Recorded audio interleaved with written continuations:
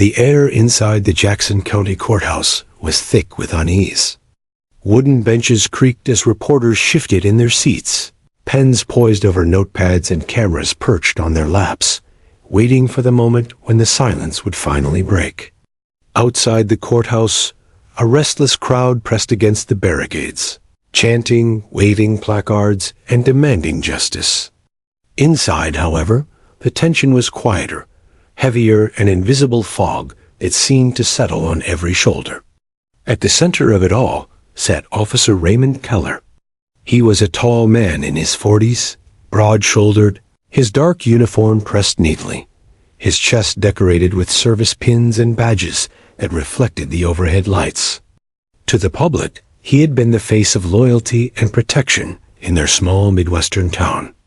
To the prosecutors, however, he was the accused, a man charged with abusing his authority, manipulating evidence, and using his canine partner for intimidation in cases that should never have made it to court. The canine himself, a German shepherd named Brutus, lay calmly at Keller's side. The dog's ears twitched at every sound, his eyes sharp and alert. To most, Brutus looked like any other highly trained police dog, the kind children admired during community safety demonstrations. But to some in the courtroom, his presence was unnerving. Whispers had circulated for months that Brutus had been used for more than just search and rescue or narcotics work. Judge Harrison, a man with a weathered face and a deep voice that carried authority, cleared his throat. "Order in the court," he announced firmly, tapping his gavel. "The proceedings will resume." At the prosecution's table, District Attorney Linda Hayes adjusted her glasses and glanced at her notes. She had built her career on precision and calm composure, but even she knew this trial was different. The evidence was circumstantial at best, with missing files and vanished witnesses leaving gaping holes in her case. Still, she felt in her gut that Keller was guilty. She had promised the families affected by his actions that she would not back down. Across the aisle, Keller's defense attorney, Martin Lowe, leaned back in his chair with a smug expression. His strategy had been simple so far: dismantle every piece of evidence, discredit every witness, and remind the jury of Keller's decades of service. He wanted the jurors to see not a corrupt cop, but a decorated hero being wrongfully accused. The audience in the gallery had been carefully monitored, yet the seats were packed.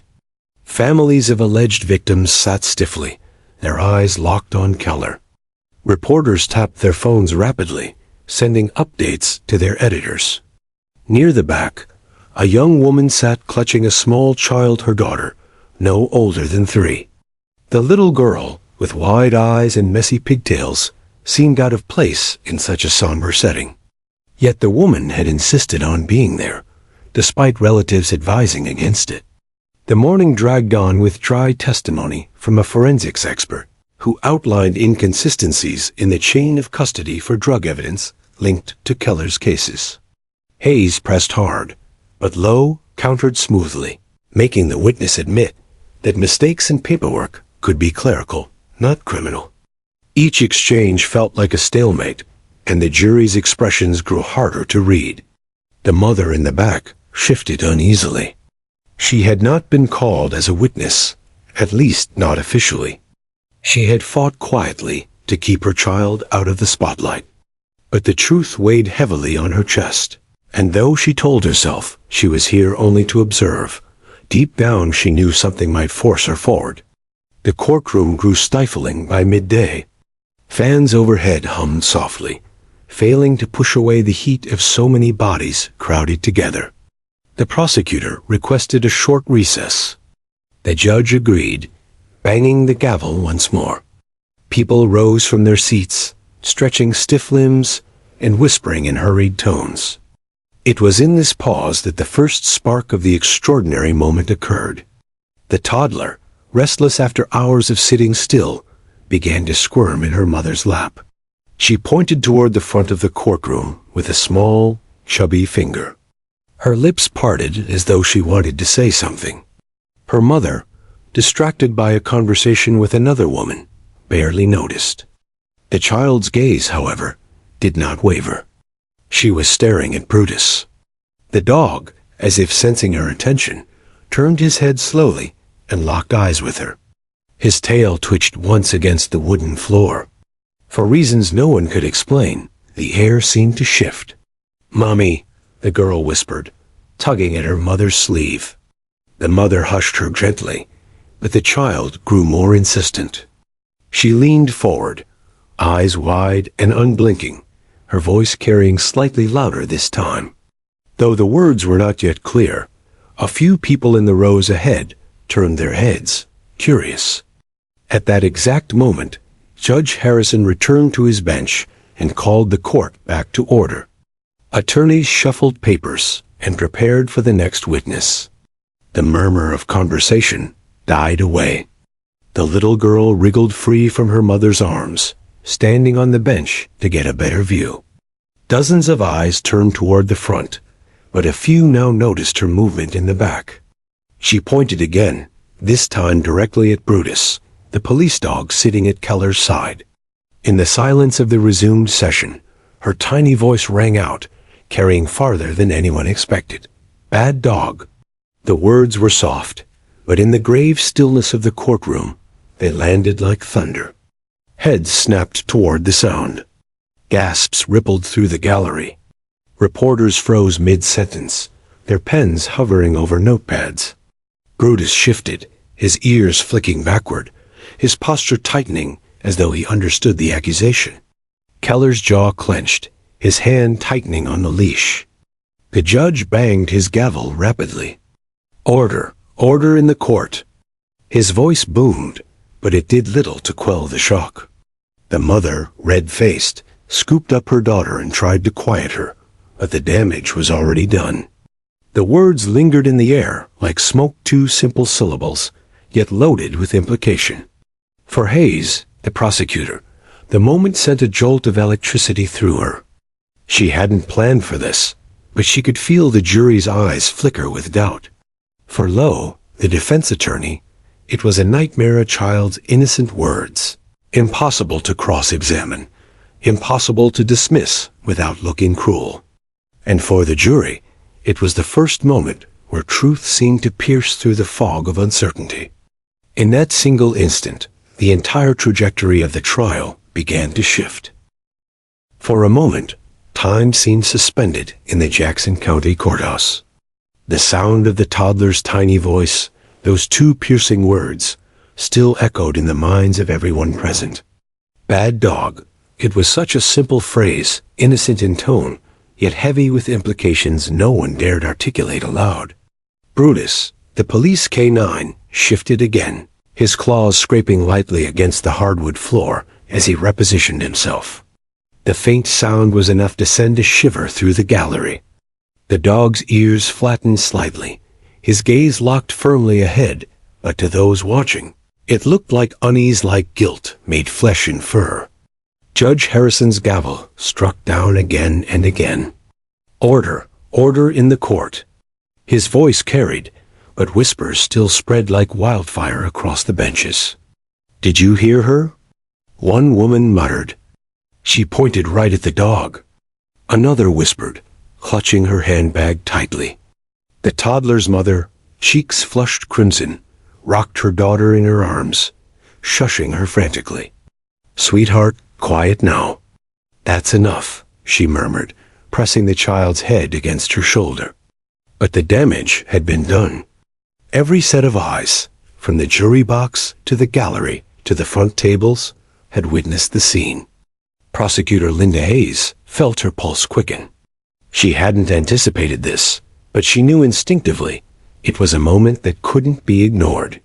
Something about the child's words tapped into the very heart of the case. Out of the mouths of babes, she thought grimly. Yet she had to be cautious. A toddler was not a witness she could call to the stand. Still, the impact was undeniable. She saw it written across the jurors' faces. Defense attorney Martin Lowe, however, was already on his feet. "Your Honor." His voice boomed across the courtroom. This is absurd. Are we now to let the babbling of a child influence a trial of this magnitude? This outburst is irrelevant and highly prejudicial. He gestured toward the jury, his expression a mask of indignation. I move for the jury to disregard what was just heard. Judge Harrison's eyes darkened. He rubbed his temple before responding. Mr. Lowe, the jury will disregard the statement of the child. The record will show it as an interruption and nothing more. He struck his gavel once, as if finalizing the matter. But the truth was obvious. No one was disregarding it. Juror number 5, a middle-aged man with a rigid jaw, glanced toward Keller and then at the dog, his brow furrowed. Juror number 7, a young woman in a denim jacket, bit her lip as though weighing something in her conscience. Even the court reporter, who was supposed to remain detached, looked unsettled as she resumed typing. The next witness was called, but the rhythm of the trial had already fractured. Hayes questioned a neighbor who described suspicious late-night visits Keller had made to a warehouse with Brutus in tow. The testimony might have seemed weak on its own, but now, with the toddler's accusation hanging in the air, every word carried more gravity. When Lowe cross-examined, his voice dripped with sarcasm. So you claim you saw Officer Keller and his K-9 unit near this warehouse? At what hour? Past midnight, the neighbor answered. And yet you admit you were half asleep when you heard the noises? Perhaps it was anyone walking a dog. Lowe smirked, but the effect didn't land. The jurors didn't laugh with him. They only shifted uncomfortably. In the back of the courtroom, the young mother couldn't focus on the testimony. She clutched her daughter tightly, heart pounding. She hadn't expected her little girl to speak out. She hadn't prepared for this. But she remembered vividly the night in question. Brutus's growl outside their home, the flashlight beams cutting across their lawn, Keller's silhouette towering in the dark. She had never reported it, too afraid of retaliation, but the memory haunted her still. Her daughter had seen it too. And though the child couldn't articulate it like an adult, her innocent recognition, "Bad dog," was rooted in memory. The courtroom proceeded mechanically, yet under the surface everything felt unstable, as if the foundation of the defense had cracked. During a brief recess, reporters flooded the hallway, rushing to be the first to push the story online. A child in the gallery points at K-9 officer, calls him a bad dog. Unexpected outburst shakes Keller trial. By the time court reconvened, social media was ablaze. On Twitter, hashtags like #BadDog and #ToddlerTestimony trended within hours. News anchors outside the courthouse gave live reports, their voices urgent, their eyes gleaming with the thrill of scandal. Inside, Judge Harrison grew increasingly irritated. He prided himself on keeping trials professional and tightly controlled, but this case was slipping into circus territory.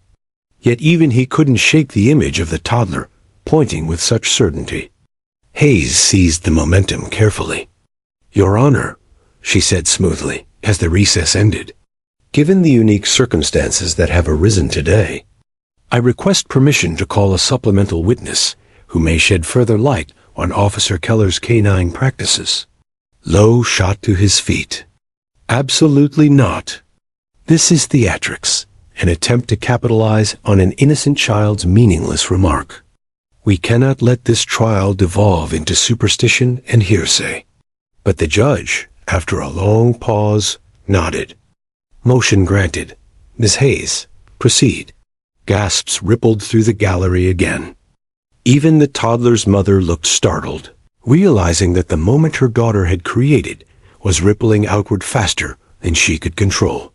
The new witness, a retired K-9 handler named Richard Collins, stepped forward. He was an older man, his hands calloused, his uniform replaced with a simple blazer.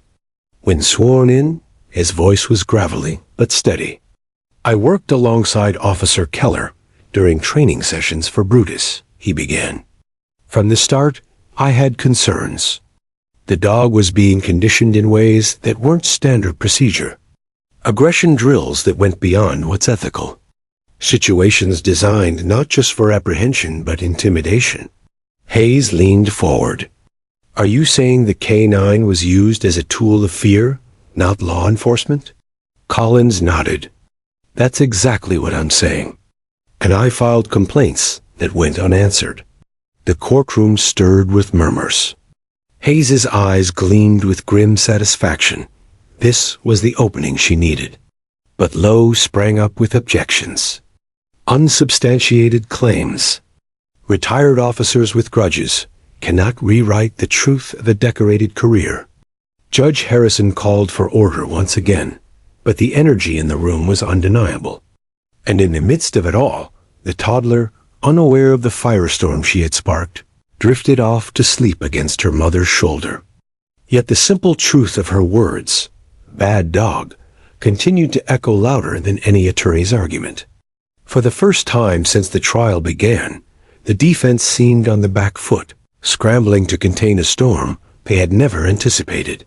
And though the outcome was still uncertain, the balance of power in the courtroom had undeniably shifted. The day after the toddler's words shattered the courtroom's rhythm, the courthouse buzzed with a different kind of energy. What had started as a high-profile but predictable corruption case had now morphed into something unpredictable, almost surreal. Reporters stood shoulder to shoulder on the courthouse steps, microphones raised like weapons, their voices eager, feeding a hungry nation. Did you hear what the child said? One reporter asked on live TV, 2 words that might change the entire trial. Inside, the air was charged, as though everyone anticipated a revelation. Jurors filed back into the box, their expressions guarded, but undeniably curious. The attorneys looked sharper, stiffer, more prepared for battle. And Officer Raymond Keller, usually calm and collected, looked uneasy for the first time, tugging at his collar as Brutus shifted restlessly beside him. The prosecutor, Linda Hayes, sensed her chance. She wasn't naive. She knew she couldn't build a case on the statement of a 3-year-old. But she also knew jurors were human. They weren't immune to instinct, to the gut feeling that sometimes truth came from unexpected places. And right now, every eye in the room seemed to view Brutus differently. Hayes called her next witness, a former crime lab technician. He testified that several pieces of drug evidence tied to Keller's arrests had mysteriously gone missing or had been logged incorrectly.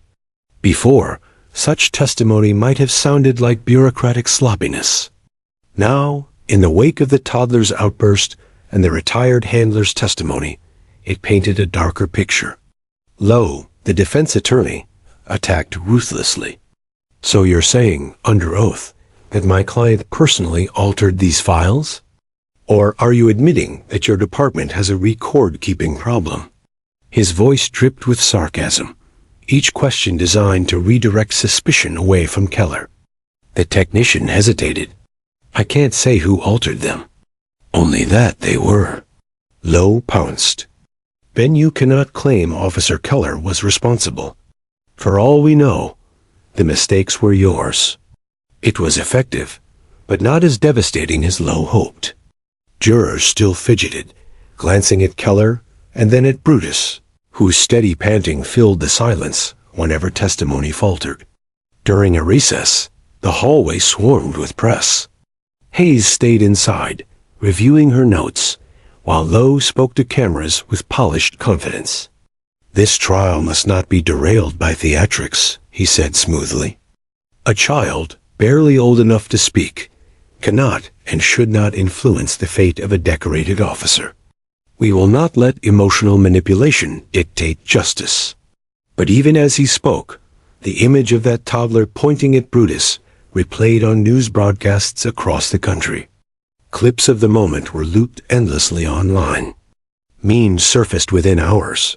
Pictures of stern dogs captioned with "bad dog," hashtags spreading like wildfire.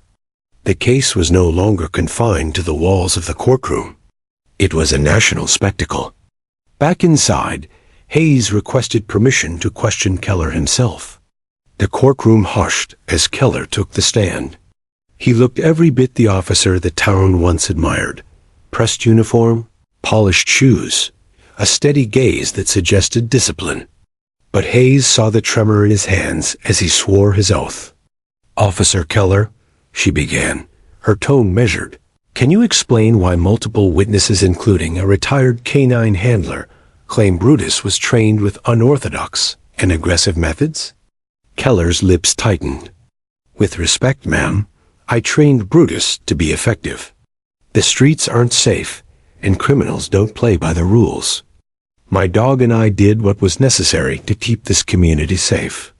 "And yet," Hayes pressed, "complaints were filed about excessive force, about intimidation. Were those citizens lying?" "They were criminals," Keller shot back, a hint of heat in his voice. "Of course they'll complain when the law catches up to them." The jury murmured. The judge called for silence, but Hayes saw the flicker of unease spread across their faces. "And the missing evidence?" she asked sharply. "The discrepancies in drug cases tied to your name?" Keller leaned forward, his jaw tight. "I don't control paperwork. That's the lab's problem, not mine." Hayes paused deliberately, letting the weight of silence hang before her final question. "Then why, Officer Keller? Were you seen at the warehouse after hours with Brutus, on nights when evidence later went missing?" The courtroom erupted with whispers. Keller's face flushed red. "That's a lie," he spat. "Pure fabrication." But his denial felt less convincing than his uniform suggested. Lowe jumped to his feet. "Objection. Speculative, inflammatory. Sustained," Judge Harrison barked. Yet the damage was done. Keller's composure had cracked. In the gallery, the toddler's mother clutched her daughter, her own heart racing. She had seen Keller near that warehouse. She remembered the fear, the growl of Brutus in the shadows. And now, hearing him deny it so flatly, she felt the weight of her silence pressing harder. After court adjourned for the day, she lingered near the exit, torn between duty and fear. She could step forward, tell what she knew, but what would that mean for her child? That night, the news was relentless. Every channel replayed Keller's heated exchange with Hayes. Commentators debated whether a decorated officer had finally revealed his true colors. Others questioned whether the toddler's words had simply tipped the scales of perception. In a diner across town, locals argued over their meals. Some defended Keller fiercely, insisting he was being railroaded. Others shook their heads, muttering that they'd always suspected something wasn't right. And in her small apartment, the mother sat awake long after putting her child to bed. She stared at the ceiling, Keller's face flashing in her mind, Brutus's growls still echoing in her ears. Her daughter had spoken without fear. Why couldn't she? Meanwhile, in a dimly lit office in the police department, a young officer flipped through old training logs for Brutus. His hands trembled as he read notes Keller had scribbled in the margins, phrases about obedience through fear, and references to private drills, not listed in official files. He swallowed hard, realizing what he held could destroy not just Keller, but the department's credibility. But stepping forward would mean betraying the Brotherhood of Blue. It could end his career or worse. As dawn crept over the courthouse the next morning, the sense of unraveling was undeniable. The trial had taken on a life of its own. The jury was unsettled, the attorneys were at war, and the public was divided.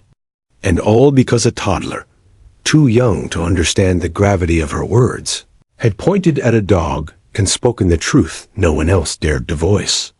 The case was no longer about evidence alone. It was about trust, perception, and the cracks appearing in a system many had assumed unshakable. The question now lingered in the minds of everyone watching. If the child was right about the dog, what else might she and her mother know? The courthouse lights flickered as the day drew to an end, the energy inside finally dimming after hours of tension. But for Emily Carter, the young mother who had sat in the gallery clutching her daughter, the weight of the day lingered like a stone pressing on her chest. Her daughter Lily had fallen asleep with her head nestled against Emily's shoulder, blissfully unaware of the storm her tiny voice had unleashed. But Emily could not stop hearing those two words over and over in her mind. Bad dog. Simple, innocent, devastating. Back in her modest apartment that night, Emily tucked Lily into bed, smoothing a strand of hair from her forehead. The child murmured softly in her sleep, unbothered by the chaos she had caused. Emily envied that innocence, the ability to speak without fear, to see the world in absolutes, good and bad, safe and dangerous. Adults did not have that luxury. Adults carried consequences. Emily sat at the kitchen table long after midnight, a single lamp illuminating a pile of unpaid bills. She wrapped her hands around a cold cup of coffee, staring at the faded wallpaper on the opposite wall, but seeing only Keller's face. She remembered the night that had changed everything, the night Brutus's growl outside her home had frozen her blood. It had been nearly a year ago. She had been returning from her job at the diner, Lily asleep in the stroller, when headlights flared suddenly on the street. Keller's cruiser rolled to a stop. At first, she felt relief. Wasn't it supposed to be safe when police were near? But the look Keller gave her wasn't one of protection. It was one of quiet calculation. Brutus had leapt from the vehicle on command, pacing in circles, teeth bared just enough to show menace. Lily had stirred awake, whimpering. Emily's heart pounded as Keller stepped closer, his flashlight beam sweeping across her face, then across the stroller. "Out late, aren't you?" he had said, his tone casual but edged with something sharp. I just got off work," she'd stammered. Keller studied her for a long moment before clicking his tongue and calling Brutus back. Best to stay inside late nights. Never know what trouble's out here? Then, as suddenly as he'd appeared, he drove off, leaving Emily shaken and terrified. She never told anyone. Who would believe her? She was a single mother, barely scraping by, while Keller was a decorated officer. She convinced herself it was just intimidation, nothing more. But Lily never forgot. For weeks afterward, whenever she saw a dog in uniform, she would shrink back, whispering those same words. Bad dog. Now those words had escaped in open court, and Emily felt the walls closing in. The next morning, her phone rang. It was a blocked number. When she answered, a low male voice spoke. "You should keep your kid quiet." Her breath caught. "Who is this?" Silence, then a click. Emily's hands trembled as she set the phone down. She knew exactly who it was meant to represent. The message was clear. Stay silent or else. Later that day in court, she kept her head down, trying to blend into the gallery as if she were invisible. But Linda Hayes noticed her. During a recess, the prosecutor approached gently. "Emily Carter?" Hayes asked, her voice soft. Emily stiffened. "Yes?" Hayes glanced at Lily, who was nibbling a cracker, her wide eyes darting around curiously. "Your daughter." She may have said more than she realized yesterday. Emily's pulse quickened. She's just a child. She doesn't understand. Maybe, Hayes admitted. But children don't lie about fear. She pointed at that dog without hesitation. "I need to know, Emily. Have you ever witnessed anything about Officer Keller or Brutus that might help this case?" Emily hesitated, her throat dry. She wanted to say yes. She wanted to unburden herself.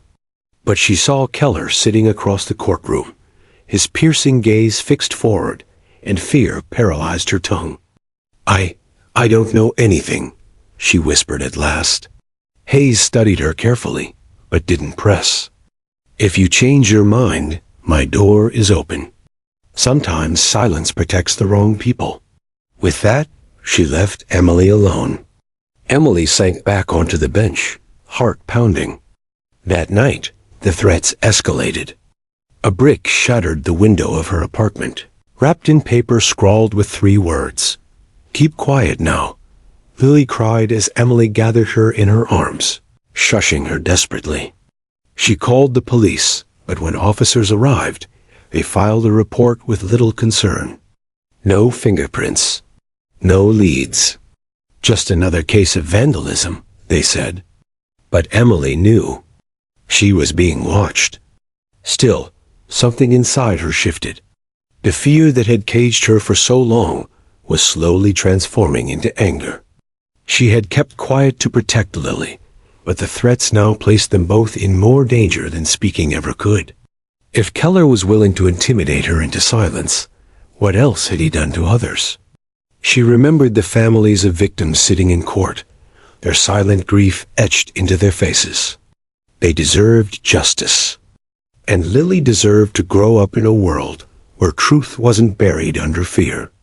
The next day in court, Emily noticed something small but chilling. Brutus, usually obedient, suddenly growled during testimony from another witness. Keller tugged on the leash sharply, but not before the sound echoed through the room, making several jurors flinch. Emily's heart raced. The dog wasn't just a tool, he was a weapon. Trained, conditioned, and unleashed in ways the public couldn't imagine. And Lily had known it all along. That evening, Emily sat down at her kitchen table once again, but this time she didn't stare at unpaid bills. Instead, she pulled out a notepad and began writing everything she remembered the night Keller stopped her. The threats, the brick, the fear. Every detail poured onto the page. Her hand shook, but her resolve grew steadier with every word. When she was done, she folded the pages into an envelope and wrote a single name on the front, Linda Hayes. She wasn't ready to speak aloud yet, but the first step had been taken. For Emily Carter, the burden of silence was finally breaking. And though she didn't know it yet, her decision would trigger a chain of events that would bring the trial to its boiling point. The next morning, Prosecutor Linda Hayes found an unmarked envelope on her desk. No return address, no name, only her own written neatly across the front. She paused before opening it, her instincts prickling. In this case, surprises rarely meant good things. Inside, she found several handwritten pages, shaky letters, words scratched out and rewritten, but the message was clear. Emily Carter had finally spoken. Hayes's eyes scanned the words rapidly, each line deepening the crease in her forehead.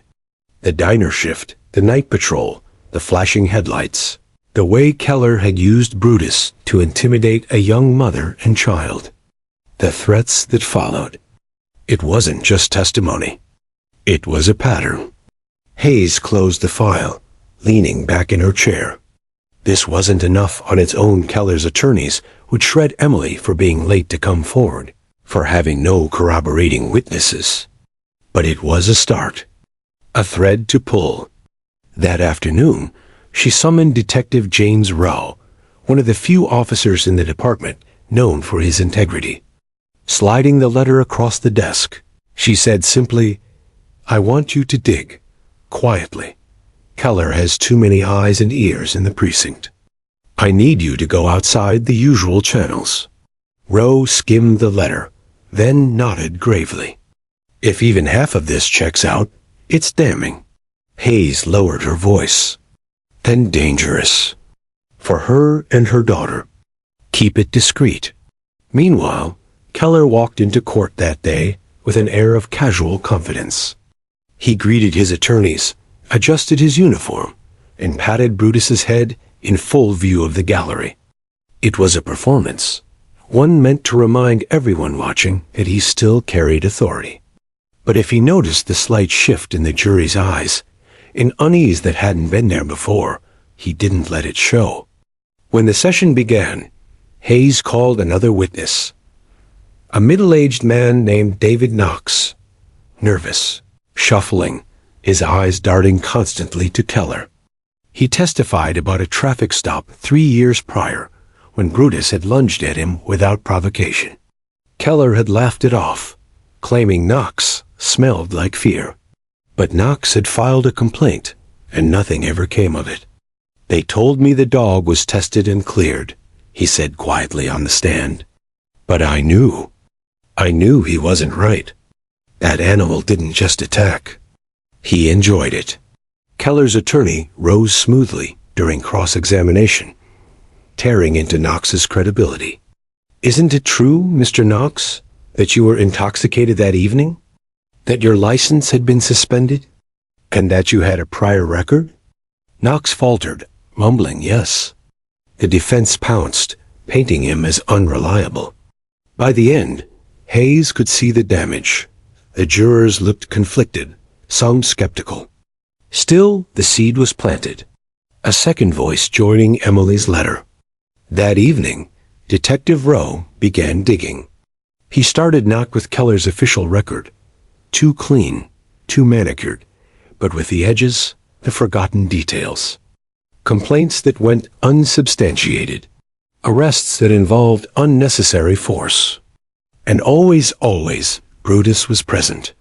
He found a pattern of sealed settlements. Victims who had been injured by the dog, but signed non-disclosure agreements after payouts from the city. Quiet money swept under the rug. The deeper he went, the darker it grew. One file, nearly buried, caught his eye. A teenager hospitalized after a training accident. The report was vague, almost deliberately so. But the medical notes told another story: severe bite wounds, deep enough to scar. The victim?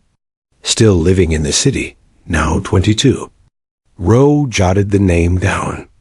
Another potential witness. Another crack in Keller's armor. Back at Emily's apartment, the fear hadn't lessened. The shattered window had been replaced, but her nerves remained raw. Every sound outside: footsteps, car doors, barking, made her heart race. She kept the curtains drawn, double-checked the locks twice a night. But Lily seemed lighter, as if speaking in court had lifted some secret weight. She played with her stuffed animals, humming to herself, occasionally glancing at the window, but no longer whispering about the bad dog. Emily watched her daughter and wondered, had she done the right thing? Or had she signed their death warrant by leaving that letter? That night, she dreamed of Brutus again. But in her dream, it wasn't Keller holding the leash. It was Lily. The child stood firm, eyes blazing, tugging the chain until the massive dog bowed its head. Emily woke up sweating, but with a strange thought echoing in her mind. Maybe innocence was stronger than fear. The next day in court, Hayes finally made her move. She stood, holding the envelope Emily had sent, and addressed the judge.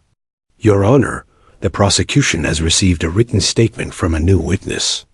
While anonymous at the moment, it corroborates elements of prior testimony and suggests a pattern of intimidation involving the defendant and his canine partner. I request the court allow me to submit this under seal while we prepare to call the witness in due time." Keller's attorney shot up instantly. "Objection. Unverified statements, hearsay, and prejudicial. This is a smear tactic, Your Honor." The judge deliberated, his brow furrowed. Finally, he said, "I'll allow the statement under seal. The jury will not see it until the witness testifies. But Ms. Hayes, make no mistake, you will need to produce this person if you want it considered." Hayes nodded. Understood. Keller's jaw tightened, his calm mask slipping for the first time. He knew someone had cracked. Someone who had once been silent was now speaking. Outside the courthouse, the media had caught wind of the tension. Reporters hounded both sides, cameras flashing, headlines speculating. Star officer's reputation under fire. Police K-9, program questioned amid trial. The pressure mounted. The city couldn't ignore it anymore. Detective Rowe called Hayes late that night. "I've got something," he said. "A young man hospitalized years ago by Brutus. The report was buried, but he's willing to talk. I think Keller's leash is finally slipping." Hayes felt a surge of hope. For the first time, the case wasn't just about what Brutus had done to strangers. It was about what Keller had trained him to be a weapon of fear. But she also knew bringing more voices forward would escalate the danger. Keller would feel the walls closing in. And a cornered man was unpredictable. Back in his own home, Keller sat in the dark, Brutus's massive head resting on his lap. He stroked the dog absently, staring at nothing. He had spent years building an untouchable image, and now it was unraveling because of a child's words. Bad dog? 2 words that threatened to undo everything. Keller tightened his grip on the leash, whispering, "They don't understand us, do they, boy?" "But they will." Brutus growled low, as if answering. And somewhere in the city, Emily Carter lay awake, clutching her daughter, unaware that her courage had already set an unstoppable chain of events into motion. The morning air outside the courthouse carried a strange electricity. Reporters crowded the steps, microphones thrust forward, eager for a soundbite. The public was beginning to sense that the case wasn't just about one officer and his K9. It was about a culture of silence, intimidation, and abuse of power. Inside, the atmosphere was heavier still. Jurors sat straighter, pens poised. Keller's attorneys shuffled papers with extra energy, whispering sharply to each other. And in the gallery, Emily Carter clutched Lily's hand, her knuckles white. She hadn't yet revealed herself as the author of the letter, but she knew the moment was coming. Prosecutor Linda Hayes rose, her eyes sharp. "The state calls Mr. Aaron Mitchell to the stand." A young man stepped forward. He couldn't have been more than 22, though the deep scars across his forearm and neck aged him beyond his years. His steps faltered as he approached, but he didn't turn back. The courtroom went silent as he raised his right hand and swore in. When he sat, his eyes flicked once briefly, almost unwillingly to Keller, then darted away. "Mr. Mitchell," Hayes began, her tone gentle, "can you tell the court about the incident that left you with those injuries?" Aaron swallowed hard. "It was 5 years ago. I was 17, walking home from a friend's house. Keller stopped me. Said there'd been reports of break-ins. I told him I hadn't done anything, but he didn't believe me." He tugged up his sleeve, revealing the jagged pattern of teeth marks etched into his skin. Gasps rippled through the courtroom. "Brutus was with him," Aaron continued, voice trembling. "The dog barked, lunged. I froze. Keller said it was just a training exercise, but Brutus didn't stop. He knocked me down, bit into my arm, my neck. I thought—" His voice cracked. "I thought I was going to die." Hayes let the silence hang before asking, "Did you file a complaint?" Aaron nodded. "My mom did. We went to the station. They said it was an accident during training, that I was in the wrong place at the wrong time. A week later, someone came to our house with a settlement offer. Money in exchange for signing papers saying we wouldn't pursue it. My mom signed. We needed the money. But I never forgot." As he finished, Keller shifted uncomfortably, the first visible crack in his usually calm demeanor. Hayes seized the moment. "Mr. Mitchell, have you ever spoken publicly about this before?" "No. I was scared." Keller's respected. "Who would believe me? Why come forward now?" Aaron's gaze flicked toward Emily and Lily in the gallery. "Because if a little kid can stand up to him, then so can I." The courtroom stirred with murmurs. On cross-examination, Keller's attorney tried to dismantle Aaron's credibility. "Isn't it true, Mr. Mitchell, that you were out past curfew that night? That you had been drinking?"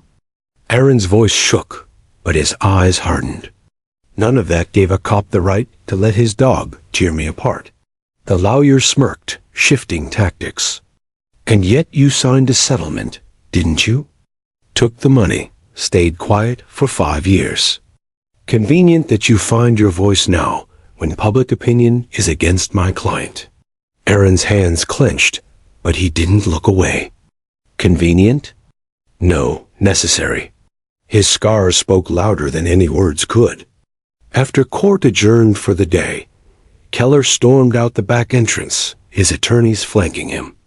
Brutus trotted loyally at his side, but the dog's presence no longer inspired confidence. It unsettled people. In the parking lot, Keller gripped the leash tighter than necessary, his jaw locked. "They're digging up ghosts," he muttered. "They think they can turn everyone against me." His lead attorney tried to calm him. "It's one witness.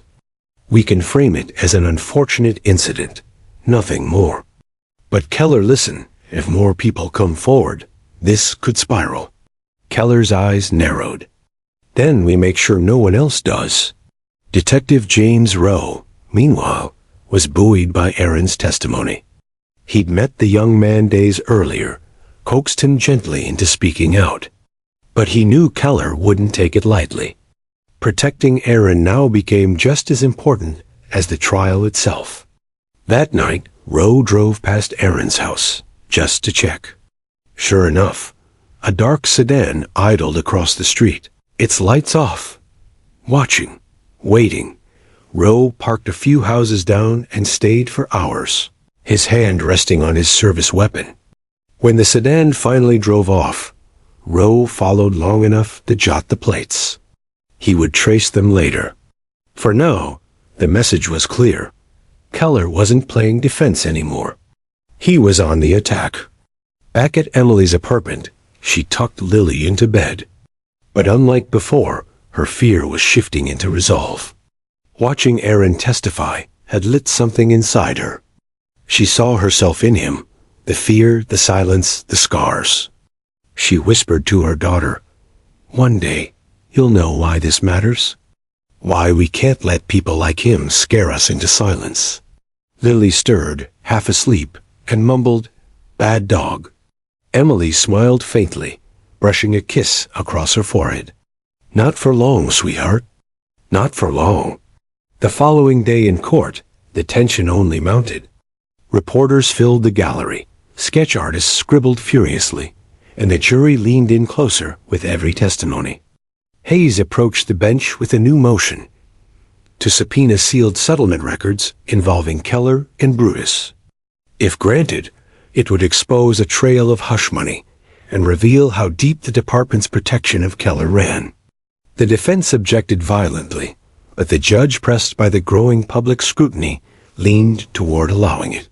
"If these records exist and are relevant to a pattern of conduct," the judge said gravely, "the jury deserves to see them. I'll review them in chambers before ruling." Keller's attorney paled. Keller himself stared straight ahead, stone-faced, but his grip on Brutus's leash was white-knuckled. That evening, Emily found herself face-to-face with Linda Hayes for the first time outside of hushed whispers. "You wrote the letter," Hayes said softly, not accusing, simply acknowledging. Emily nodded, her throat tight. "I was scared. Still am." Hayes placed a reassuring hand on her shoulder. "Courage doesn't mean you're not afraid. It means you act anyway. What you did, it's changing this case." Emily exhaled shakily. For the first time, she believed it might be true. But elsewhere, in the dark, Keller's fury grew. In his private garage, away from prying eyes, he paced back and forth. Brutus followed, restless, sensing his master's agitation. Keller spoke aloud, as though to the dog. "They think they've won. They think I'll just sit here and let them destroy me." He knelt, gripping Brutus by the muzzle, staring into the dog's dark, unblinking eyes. "But you and me, boy, we've still got teeth. And we'll show them." Brutus growled low, and Keller almost smiled. The battle wasn't over. It was only just beginning. By the 7th week of testimony, the courthouse had become a fortress. Barricades kept reporters at bay. Armed officers guarded every entrance, and inside, the tension hung as heavy as storm clouds before a downpour. For most people, the trial had become a spectacle. For Emily Carter, it was survival. Each day she walked through the metal detectors with Lily's small hand in hers, every glance over her shoulder, reminding her of the risks she'd taken by speaking up. But with Aaron Mitchell's scars burned into the jury's memory, and whispers of more settlements surfacing, she finally felt that justice wasn't just a dream. It was possible. Keller, however, felt the opposite. His empire, carefully constructed over a decade of intimidation and manipulation, was collapsing. And the more it crumbled, the more dangerous he became. One evening, after a particularly damning day in court, Keller sat alone in his garage, the dim light flickering above. Brutus lay at his feet, restless, pacing in small circles. "They think they can cage me," Keller muttered, his voice a low growl. "They think I'm finished." He slammed his fist against the workbench, making tools rattle. In his mind, the case was no longer about law or justice. It was war. A battle between him and those who dared betray him. And in war, he believed, you didn't play by rules. He pulled a burner phone from his jacket, dialing a number he hadn't used in years. When the man on the other end answered, Keller spoke only 2 words: "It's time." The next morning, Detective James Rowe noticed something off as he drove past Emily's apartment. A black SUV lingered at the corner, its tinted windows reflecting the morning sun. He slowed, watching it in his mirror. Minutes later, the SUV drove away, but the unease in his gut remained. Rowe knocked on Emily's door. She answered with Lily clinging to her leg. "You've been followed," he said bluntly. Emily's face drained of color. "Is it him?" "I can't prove it," Rowe admitted. "But I'll be blunt, Keller's getting desperate. He knows the walls are closing in. That's when men like him are most dangerous." Emily's hands trembled, but she straightened. "What do I do?" "You stay visible," Rowe said. "Court, public places, surrounded by witnesses. Keller won't risk it in the open." Emily nodded, clutching Lily tighter. But in her heart, she wondered how long visibility could protect them.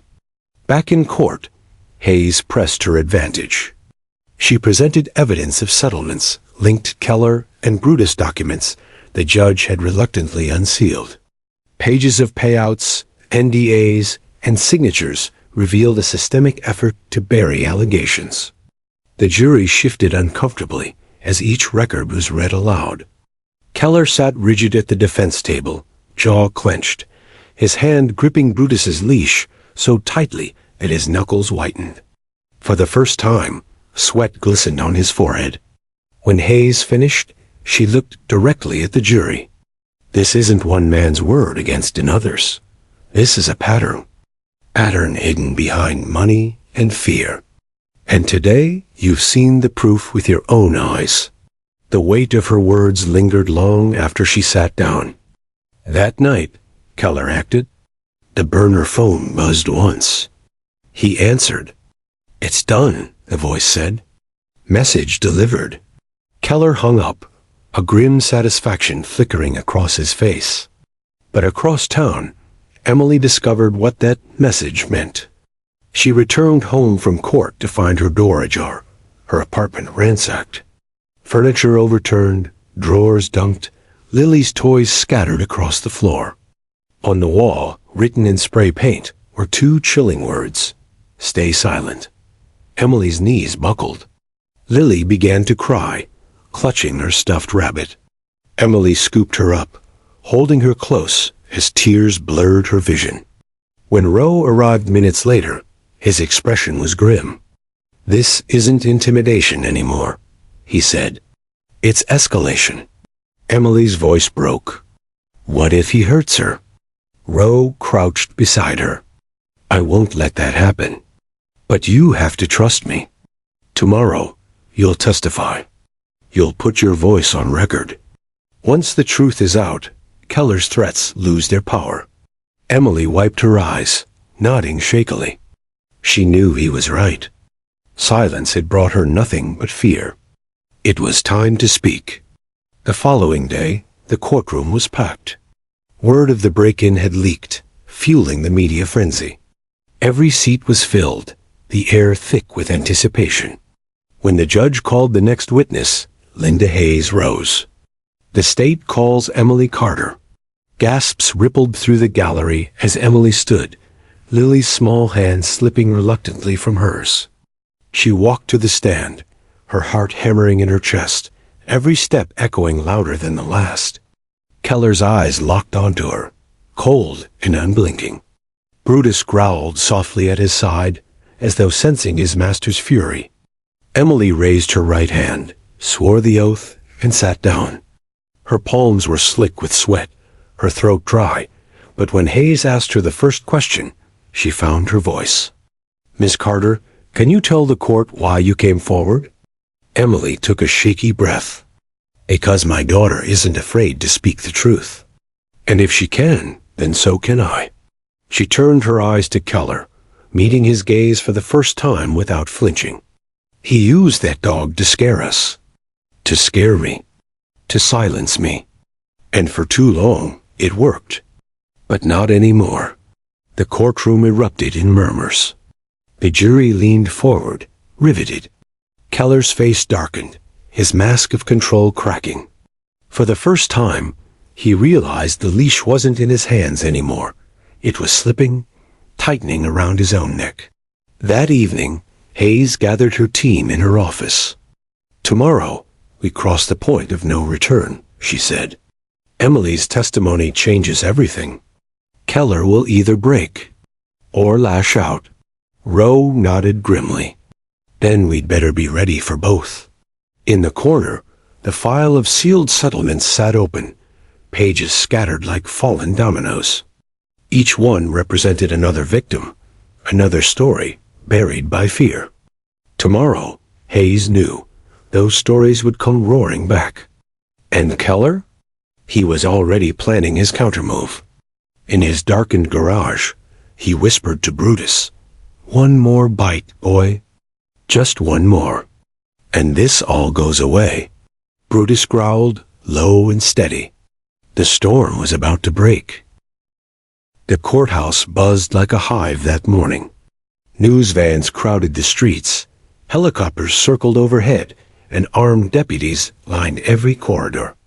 The trial of Officer Daniel Keller and his canine Brutus had transformed from a quiet proceeding into a national spectacle. Every seat in the gallery was filled, and still people pressed at the doors, desperate to witness the climax. Emily Carter sat in the witness room with her daughter, Lily, beside her. Her stomach churned, but her resolve was ironclad. Today, she would not back down. She'd spoken her truth, and no matter what Keller tried, she would finish what she started. Prosecutor Linda Hayes entered, her expression calm, but her eyes sharp. "Emily, the defense is calling Keller to the stand. This is their final play. He'll try to paint himself as the victim, to charm the jury. But when he cracks, and he will, you need to be steady. The jury is watching you too." Emily nodded, gripping Lily's hand. "He doesn't scare me anymore." The courtroom hushed as Keller strode to the witness stand, Brutus left tethered at the defense table. He wore his uniform, polished and pressed, medals gleaming across his chest. To the jury, he looked every inch the decorated officer, the man they'd been told to trust. "Officer Keller," his attorney began smoothly, "have you ever used your canine partner inappropriately?" Keller leaned forward, voice calm, almost paternal. "Never. Brutus is a trained service dog, a partner I trust with my life. Any injuries sustained by civilians were accidents, tragic misunderstandings. My entire career has been dedicated to protecting this community." He spoke like a hero, his cadence rehearsed. Some jurors nodded faintly, swayed by his composure. Then Hayes rose for cross-examination. "Officer Keller," she began, "how many civilian complaints have been filed against you and your canine?" "Complaints?" Keller scoffed. "A handful. But complaints don't equal guilt." Hayes held up a thick folder. 23 complaints in 10 years. 5 settlements, totaling nearly $500,000. All sealed. "Are you telling this jury that every single one of those victims was lying?" Keller's jaw tightened. "I'm saying accidents happen. Police work is dangerous." Hayes stepped closer, her voice steady. "An accident once, perhaps. But 23 times? That's not an accident, Officer Keller. That's a pattern." The jury shifted uneasily. Hayes leaned in. "One more question. Do you deny that you used your dog to intimidate Emily Carter and her daughter, a toddler at the time, on a late-night street nearly a year ago?" For a moment, Keller remained stone still. Then his lips curled into something between a sneer and a smile. "She was out late. With a kid? Suspicious. I did what I had to do." Gasps rippled through the courtroom. Hayes froze, stunned by his slip. Keller had just admitted to targeting them, exactly what Emily had testified. "Thank you," Hayes said simply, turning back to the jury. No further questions. But Keller wasn't finished. His composure crumbled. He leaned forward, voice rising. "You don't understand. None of you. That dog Brutus is the only thing standing between order and chaos in this city. You think you're safe without men like me? Without dogs like him? You'll drown in crime without us." The defense attorney tried to quiet him, but Keller's fury only grew. "That child, she doesn't know what she's saying. She's just a kid. And her mother? She's weak, scared. They're using them to tear me down." In the gallery, Emily rose to her feet, her voice clear and strong. "No, Officer Keller. You tore yourself down." All eyes turned toward her. Even the jury. Even Brutus, who let out a low growl, sensing his master's unraveling. The judge pounded the gavel. Order in the court, order. But the damage was done. Keller's mask had shattered. The jury had seen the rage, the arrogance, the lack of remorse. Closing arguments were almost unnecessary. Hayes stood before the jury, her voice steady but charged with emotion. "This case is not about one officer and one dog. It is about power abused, fear weaponized, and silence enforced through intimidation. Emily Carter broke that silence. Aaron Mitchell broke it. Now it is your turn to decide whether truth has power in this courtroom, or whether fear still rules." The jury deliberated for 6 hours. When they returned, the foreman's voice was firm. "We find the defendant, Officer Daniel Keller, guilty on all counts." The courtroom erupted, some in cheers, some in gasps. Keller sat rigid, pale, as Brutus barked wildly, straining against the leash. Deputies moved quickly to secure both man and dog. For the first time in years, Keller's leash no longer held control. He was the one bound, powerless. Afterward, outside the courthouse, cameras flashed as Emily emerged holding Lily. Reporters shouted questions, microphones thrust forward. "Miss Carter, how does it feel to see Keller convicted?" Emily paused, lifting Lily into her arms. She looked straight into the cameras. "It feels like the fear is finally over. He told us to stay silent. But silence only protects the guilty. My daughter spoke 2 words in court, 2 words that changed everything. Bad dog, and she was right." The crowd erupted in applause. Hayes stepped forward beside her, smiling faintly. "Justice doesn't always roar. Sometimes it starts with a whisper, or the voice of a child." That night, as Emily tucked Lily into bed, the little girl asked softly, "Is the bad dog gone now, Mommy?" " Emily kissed her forehead, tears in her eyes. "Yes, sweetheart. He's gone. He can't hurt us anymore. For the first time in months, Lily slept soundly. And Emily sat by the window, watching the quiet street outside, finally feeling the weight of fear lift from her chest. In his cell, Keller sat alone, his medals stripped, his name disgraced. Brutus had been taken to a secure facility, his future uncertain. Keller stared at the wall, his mind replaying the words that had undone him. 2 simple words, spoken by a child. Bad dog. He had built an empire on fear, and in the end, it was innocence that destroyed him. For the city, the trial left scars, but also hope. A police department once untouchable was now under investigation. Victims once silenced were beginning to speak. And people who had once cowered were finally stepping into the light. As for Emily and Lily, they walked forward into a new life. Not without shadows, not without memories, but with the knowledge that courage, no matter how small, could topple giants. And somewhere in the quiet of her dreams, Lily still held the leash. Only this time, the dog bowed, tamed at last by the truth of her voice.